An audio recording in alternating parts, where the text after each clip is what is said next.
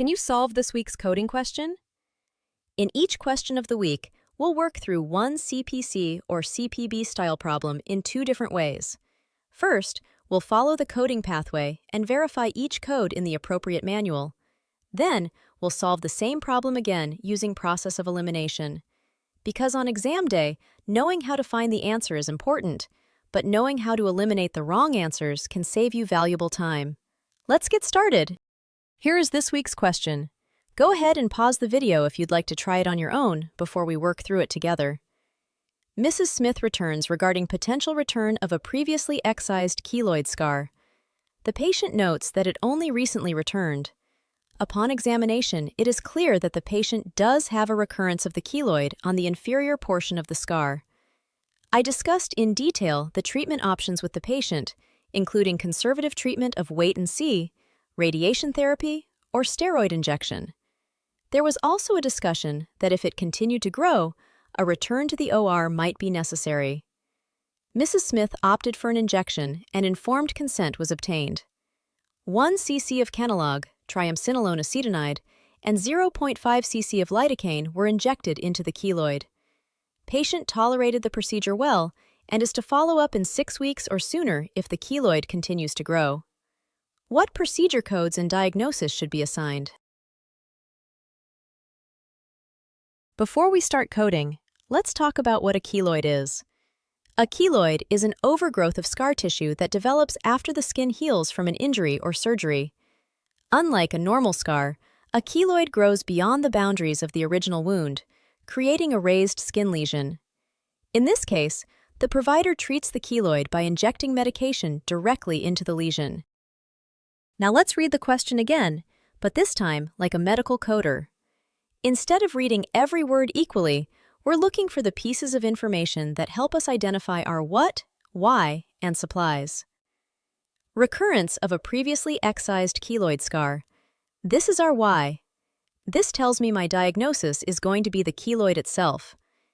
Mrs. Smith opted for an injection. This is the what. Now I know I'm looking for a CPT code for an injection procedure. 1 cc of Kenalog, triamcinolone acetonide. This is supplies. This tells me I'll also need a HCPCS Level II drug code. 0.5 cc of lidocaine. Notice this is mentioned, but don't assume everything documented gets coded. We'll come back to this later. Without opening a single coding book, we've already identified that we'll likely need 3 code sets: a CPT procedure code, an ICD-10-CM diagnosis code, and a HCPCS Level II drug code. The what, why, and supplies. In the CPT index, we'll locate the procedure under Injection, Lesion, Skin, which leads us to the intralesional injection codes 11900 and 11901. 11900 is up to and including 7 lesions, and 11901 is for more than 7 lesions. Mrs. Smith presents with 1 keloid. Therefore, the correct CPT code is 11900, injection, intralesional, up to and including 7 lesions. Now let's find our diagnosis code in the ICD-10-CM manual. We'll begin in the alphabetic index, and one of the most direct pathways is to look up the main term, keloid. Under keloid, you'll find the subterm scar, which directs us to L91.0. But here's something important to remember. There is often more than one pathway to arrive at the same code. For example, instead of starting with keloid, you could also start with the main term scar and then look for the subterm keloid. That pathway also leads you to L91.0. This is a great reminder that the alphabetic index isn't a memorization exercise.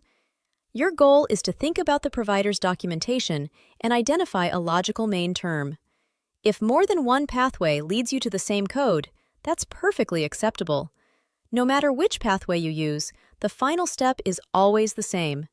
Verify the code in the tabular list. When we verify L91.0, we confirm that it is the correct code for a keloid scar. Let's find our HCPCS Level II code for the medication that was administered. The provider injected Kenalog, which is the brand name for triamcinolone acetonide. In the HCPCS Level II manual, we'll begin in the Table of Drugs and Biologicals and look for Kenalog. That directs us to J3301. We could also look up the generic name triamcinolone acetonide. This also leads us to J3301. Next, we'll verify the code in the main section of the HCPCS Level II manual. When we verify the code, we can confirm that J3301 represents triamcinolone acetonide, not otherwise specified, 10 mg. Now, let's determine how many units to report. The documentation tells us the provider injected 1 cc of Kenalog 10. Since 1 cc is equal to 1 milliliter, and Kenalog 10 contains 10 mg per milliliter, the patient received a total of 10 mg of triamcinolone acetonide. Because J3301 represents 10 mg, we'll report 1 unit of J3301. Before we move on, let's talk about the lidocaine. Although the provider mixed 0.5 cc of lidocaine with the Kenalog, we don't report it separately because it's considered part of performing the injection. Our CPT procedure code is 11900 because the provider performed an intralesional injection to treat a single lesion. Our ICD-10-CM diagnosis code is L91.0 for the recurrent keloid scar. Our HCPCS Level II code is J3301 for 10 mg of triamcinolone acetonide. Since the patient received 10 mg, we'll report 1 unit. Although lidocaine was mixed with the medication, it's considered a component of the injection and isn't reported separately. Our final code selection is 11900, J3301, and L91.0. But what if you weren't completely sure of one of those codes on exam day? Let's go back to the same question and solve it a different way, using process of elimination. Sometimes, eliminating the wrong answers is the fastest path to the correct one. Now let's solve this question a second way, using process of elimination. One of the biggest mistakes students make is assuming they have to look up every single code in every manual. On exam day, time is valuable. Instead, let's compare our answer choices and see what they have in common. The first thing I notice is that several of the answers share the same codes.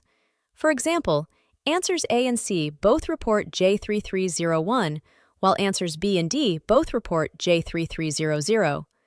Since there are only 2 HCPCS code options, this is a great place to start.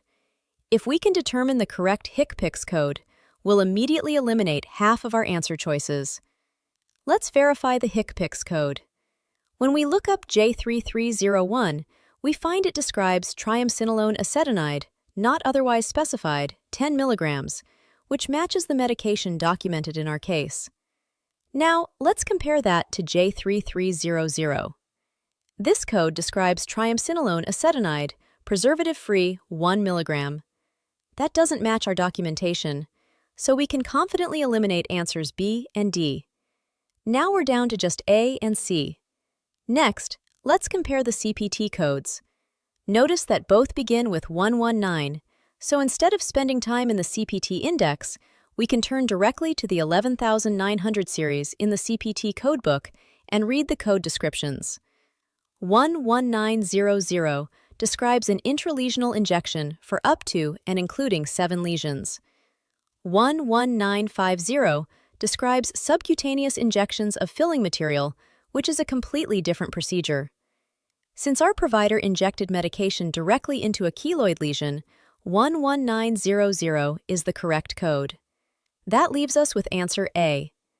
Notice something interesting about this strategy.